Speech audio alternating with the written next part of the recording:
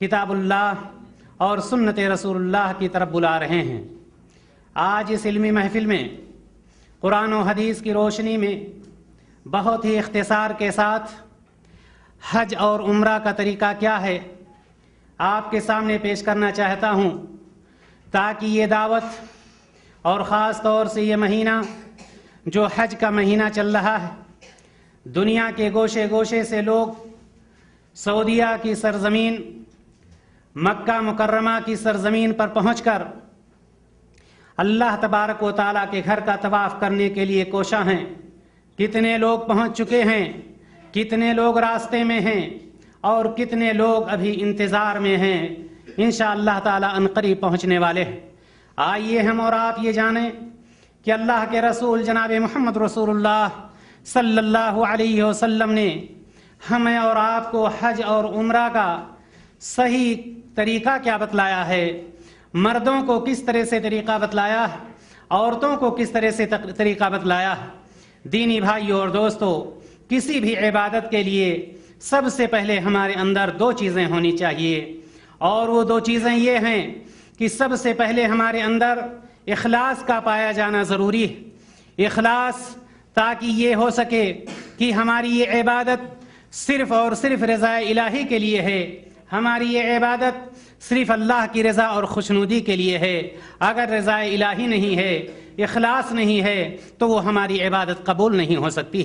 اسی طرح سے دوسری چیز، ایک طرف اخلاص ہو اور دوسری طرف اتباع سنت ہو، یعنی یہ کہ ہمارا کوئی بھی عمل، چاہے وہ حج ہو، چاہے روزہ ہو، نماز ہو، زکوٰۃ ہو، کوئی بھی عمل ہو، جناب محمد رسول اللہ صلی اللہ علیہ وسلم کے طریقے کے مطابق ہو۔ تو سب سے پہلے ہم دو چیزوں کا خیال رکھیں کہ ہم اخلاص کے ساتھ قدم اٹھائیں، اور دوسری بات یہ ہے کہ ہم نبی کریم صلی اللہ علیہ وسلم کے بتلائے ہوئے طریقے کے مطابق وہ عمل کریں، کوئی بھی عبادت ہو، حج ہو یا دیگر کوئی بھی عبادت ہو۔ دینی بھائیوں اور دوستو، حج آپ جانتے ہیں کہ حج ارکان اسلام کا ایک اہم رکن ہے، اور حج ہر شخص کے اوپر فرض نہیں، بلکہ حج زندگی میں صرف ایک مرتبہ اس شخص پر فرض ہے جو صاحب استطاعت ہے، جس کو اللہ تبارک و تعالیٰ نے صاحب مستطیع بنایا ہے، اس لائق بنایا ہے کہ وہ اپنے گھر سے نکل کر خانہ کعبہ کا طواف کر سکے اور کوئی پریشانی اس کو لاحق نہ ہو۔ لیکن جو صاحب استطاعت ہیں ان کے لیے فرض ہے کہ پہلی فرصت میں اللہ تبارک و تعالیٰ کے گھر کی زیارت کریں اور اللہ تبارک و تعالیٰ کو راضی کرنے کی کوشش کریں۔ دینی بھائیوں اور دوستو، حج آپ جانتے ہیں کہ حج کہتے ہیں قصد کرنے کو۔ حج کا لغوی معنی اگر دیکھیں تو ہوتا ہے قصد کرنا یا ارادہ کرنا، لیکن اگر اصطلاح میں آپ دیکھیں تو حج کہتے ہیں اللہ تبارک و تعالیٰ کی رضا کے لیے، اس کی خوشنودی کے لیے خاص مہینے میں خاص بیت اللہ کی زیارت کرنا، یہ حج ہوتا ہے۔ اس لیے کہ حج کا وقت خاص ہوتا ہے، حج کے لیے سرزمین خاص ہے، ہر مہینے میں آپ حج نہیں کر سکتے ہیں یا ہر جگہ آپ حج نہیں کر سکتے ہیں۔ اگر کوئی چاہے، اگرچہ حج کا مہینہ چل رہا ہے، لیکن اگر کوئی چاہے کل وقوف عرفہ کر لے، وہ نہیں کر سکتا ہے، اس لیے کہ اس کا وقت خاص ہوتا ہے۔ دینی بھائیوں اور دوستو، حج کے تعلق سے اللہ تبارک و تعالیٰ نے قرآن مقدس میں ارشاد فرمایا، وَلِلَّهِ عَلَى النَّاسِ حِجُّ الْبَيْتِ مَنِ اسْتَطَاعَ إِلَيْهِ سَبِيلًا۔ اللہ تعالیٰ نے ان لوگوں پر جو اس کی طرف راستے کی طاقت رکھتے ہوں، اس گھر یعنی بیت اللہ کا حج ان کے اوپر فرض قرار دیا۔ یعنی جو صاحب استطاعت ہو گیا، اب اس کو یہ نہیں سوچنا ہے کہ مجھے استخارہ کرنا ہے، حج کرنے جانا ہے یا نہیں۔ استخارہ ہر سفر کے لیے کرنا ضروری ہے، لیکن کرنا مستحب ہے، سنت ہے۔ نبی کریم صلی اللہ علیہ وسلم نے استخارہ کا حکم دیا ہے، لیکن یہ ہمیں نہیں سوچنا چاہیے کہ اس سال ہم یہ کام کر لیں اس کے بعد ہم حج کریں گے، نہیں۔ جب اللہ تبارک و تعالیٰ نے آپ کو صاحب استطاعت بنا دیا، جب اللہ تبارک و تعالیٰ نے آپ کو مال و دولت سے نواز دیا ہے، تو پہلی فرصت میں چاہیے کہ ہم حج کے لیے نکلیں اور اللہ تبارک و تعالیٰ کو راضی کریں۔ دینی بھائیوں اور دوستو، اللہ تبارک و تعالیٰ نے اور جناب محمد رسول اللہ صلی اللہ علیہ وسلم، حضرت ابو ہریرہ رضی اللہ تعالیٰ عنہ کی روایت آتی کہ حج کے متعلق जनाब मोहम्मद रसूलुल्लाह सल्लल्लाहु अलैहि वसल्लम इरशाद फरमाते हैं, बुखारी की रवायत कि अल उम्रतु इलल उम्रति कफ्फारतुन लिमा बैनहुमा वल हज्जुल मबरूर लैसा लहु जज़ाउन इल्लल जन्नह। नबी करीम सल्लल्लाहु अलैहि वसल्लम ने इरशाद फरमाया कि एक उम्रा जब कोई करता है और उसके बाद दूसरा उम्रा करता है, इन दोनों के बीच में जो खताएं होती हैं, जो लग़्ज़िशें होती हैं, अल्लाह तबारक व तआला उसको ख़त्म कर देता है। और नबी अकरम सल्लल्लाहु अलैहि वसल्लम ने फरमाया वल हज्जुल मबरूर लैसा लहु जज़ाउन इल्लल जन्नह। हज मबरूर यानी हज मकबूल, हज मकबूल का जो अजर अल्लाह के रसूल सल्लल्लाहु अलैहि वसल्लम ने फरमाया, आप फरमाते हैं कि जन्नत के अलावा कोई चीज है ही नहीं, यानी उसका अजर अगर है, उसका सवाब अगर है तो सिर्फ और सिर्फ जन्नत है, उसके अलावा कोई चीज है ही नहीं। इसी तरह से हजरत अबू हुरैरा रजी अल्लाह ताला अन्हु से दूसरी रवायत आती है जो बुखारी ही की है। नबी करीम सल्लल्लाहु अलैहि वसल्लम इरशाद फरमाते हैं, मन हज्जा लिल्लाहि फलम यरफुत वलम यफसुक रजा कयौमिन वलदतहु उम्मुह। अल्लाह के रसूल जनाब मोहम्मद रसूलुल्लाह सल्लल्लाहु अलैहि वसल्लम इरशाद फरमाते हैं कि जो शख्स हज करता है बिल्कुल वैसे ही जिस तरह से नबी करीम सल्लल्लाहु अलैहि वसल्लम ने हज किया है, नबी करीम सल्लल्लाहु अलैहि वसल्लम ने तरीका बतलाया है, दौरान हज ना गाली गलौज बकता है, ना बुरे काम करता है, ना शहवत की चीजें करता है, इन सारी चीजों से पाको साफ होकर के अगर कोई शख्स हज करता है तो नबी करीम सल्लल्लाहु अलैहि वसल्लम इरशाद फरमाते हैं कि जब हज से मक्का की सरजमीन से वो शख्स लौटता है तो बिल्कुल ऐसे ही होता है जिस तरह से बच्चा जब अपने मां के पेट से निकलता है तो बिल्कुल गुनाहों से पाको साफ हुआ करता है। दीनी भाइयों और दोस्तों, नबी करीम सल्लल्लाहु अलैहि वसल्लम एक और हदीस में इरशाद फरमाते हैं, अब्दुल्लाह बिन मसूद रजी अल्लाह ताला अन्हु उसके रावी, तिरमिज़ी की रवायत, अल्लाह के रसूल सल्लल्लाहु अलैहि वसल्लम ने फरमाया वलैसा लिल हज्जतिल मबरूरति सवाबुन इल्लल जन्नह, कि हज मबरूर का सवाब सिर्फ और सिर्फ जन्नत है। दीनी भाइयों और दोस्तों, इससे बड़ी बशारत, इससे बड़ी खुशखबरी और क्या होनी चाहिए कि सरवरे कायनात सल्लल्लाहु अलैहि वसल्लम की जुबान मुबारक से निकल रहा है, हज करो और सीधे जन्नत में दाखिल हो जाओ। लेकिन कब होगा? और आइए हम इसकी तफसील आगे देते हैं। अल्लाह के रसूल जनाब मोहम्मद रसूलुल्लाह सल्लल्लाहु अलैहि वसल्लम ने औरतों को खुशखबरी देते हुए, औरतों को बशारत सुनाते हुए क्या फरमाया? माई आयशा रजी अल्लाह ताला अन्हा जनाब मोहम्मद रसूलुल्लाह सल्लल्लाहु अलैहि वसल्लम से अर्ज करती हैं, ए अल्लाह के रसूल सल्लल्लाहु अलैहि वसल्लम, क्या हम लोग जिहाद में ना निकलें? ए अल्लाह के रसूल सल्लल्लाहु अलैहि वसल्लम, क्या हम लोग आपके साथ गज़वात में ना जाया करें? अल्लाह के रसूल सल्लल्लाहु अलैहि वसल्लम ने क्या फरमाया?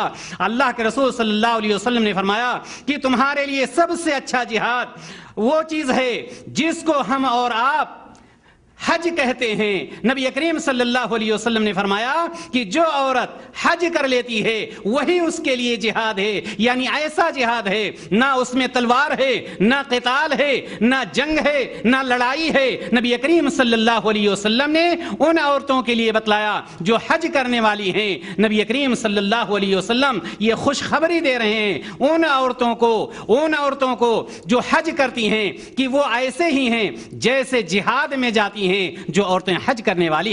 हजरत आयशा रजी अल्लाह ताला अन्हा फरमाती हैं, या रसूल अल्लाह अलन निसाई जिहाद? क़ाला नअम अलैहिन्ना जिहादुन ला क़िताल फी।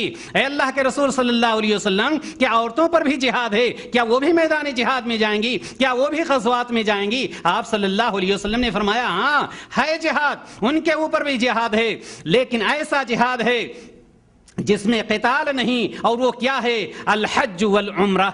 नबी करीम सल्लल्लाहु अलैहि वसल्लम ने फरमाया कि वो हज है और उम्रा है कि जिहाद के बराबर उनको सवाब मिलता। दीनी भाइयों और दोस्तों, आइए हम इख्तिसार के साथ मर्दों और औरतों को लेकर के ये दोनों चीजें समझते हैं कि मर्दों को किस तरह से हज करना है और औरतों को किस तरह से हज करना।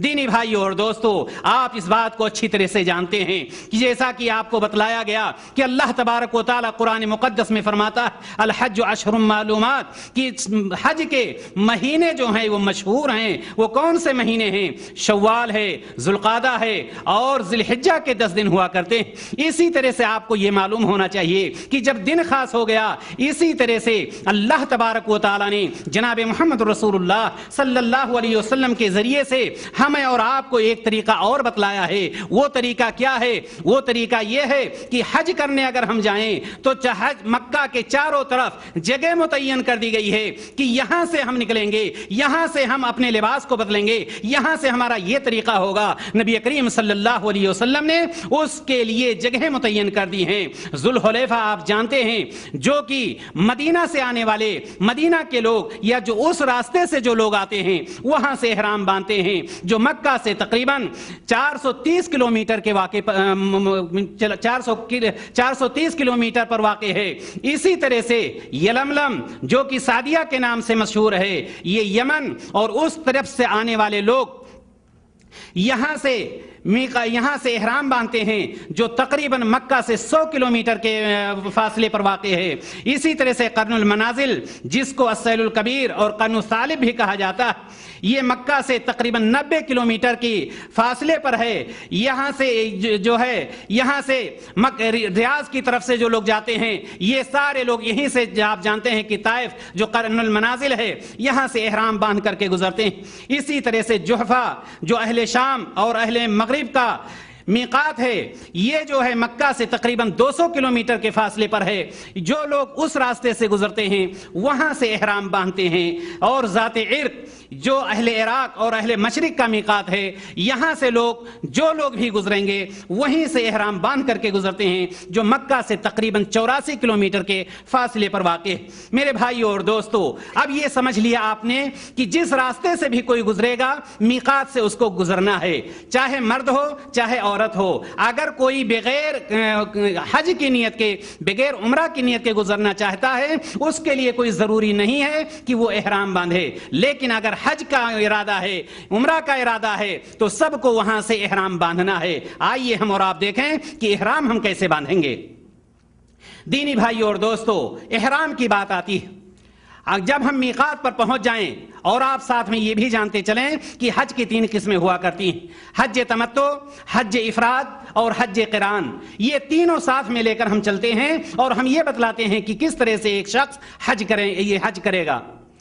حج افراد کے لیے جب ہم میقات پر پہنچ جائیں، چاہے ہم حج افراد کرنا چاہتے ہوں، چاہے حج قران کرنا چاہتے ہوں، چاہے حج تمتع کرنا چاہتے ہوں، میقات پر پہنچ کر کے مستحب ہے کہ ایک شخص احرام پہننے سے پہلے غسل کر لے، پاک و صاف ہو جائے، اور پاک و صاف ہونے کے بعد اگر موقع ہے تو مسجد میں جا کر کے نماز پڑھتا ہے، لیکن یاد رہے کہ احرام سے اس کا کوئی تعلق نہیں ہے۔